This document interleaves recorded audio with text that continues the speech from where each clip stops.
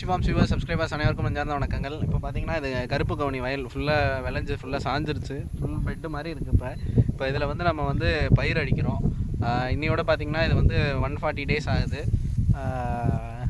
இன்னும் ஒரு 1 வீக்கில் இதோட ஹார்வெஸ்ட் பிளான் பண்ணியிருக்கோம். இதுவும் February 9, 10ங்கிற டேட்டில் நம்ம ஹார்வெஸ்ட் ஃபிக்ஸ் பண்ணியிருக்கோம். இப்போ இதில் வந்து பயிர் அடிக்கிறோம், பச்சை பயிர், நாட்டு பயிர் அடிக்கிறோம். ஸோ இது வந்து கிட்டத்தட்ட 5வது வருஷமாக நம்ம வந்து இயற்கை முறையிலே சாகுபடி பண்ணுறோம். எந்த ஒரு களைக்கொல்லியோ ரசாயன உரமோ பூச்சிக்கொல்லி எதுவுமே பார்க்காது. ஈவன் வரப்புக்கு கூட நம்ம களைக்கொல்லி அடித்தது கிடையாது. வாங்கல் தான் இருந்து இதை மெயின்டைன் பண்ணிகிட்ருக்கோம்.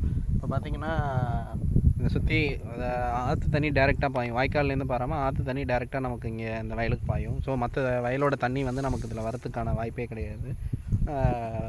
5 வருஷமாக மண் வந்து நல்லா பண்பட்டு நல்லாவே விளைச்சல் கொடுத்துட்ருக்கு. இந்த வருஷம் பார்த்திங்க, இது வரைக்கும் மாப்பிளை சம்பா 2 வாட்டி போட்டிருக்கோம், ஜீரக சம்பா 1 வாட்டி போட்டிருக்கோம்.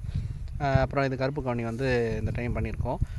இதுக்கு முன்னாடி ஒரு சீசன் ஃபுல்லாக ஜீரக சம்பா போட்டு ஃபுல்லாக வாஷ் அவுட் ஆகிடுச்சு. களை வந்து நம்மளால் மெயின்டைன் பண்ண முடியாத அளவுக்கு போயிடுச்சு. ஸோ கருப்பு கவுனியை பொறுத்த வரைக்கும் நமக்கு இது வந்து ஃபஸ்ட் டைம் அனுபவம்.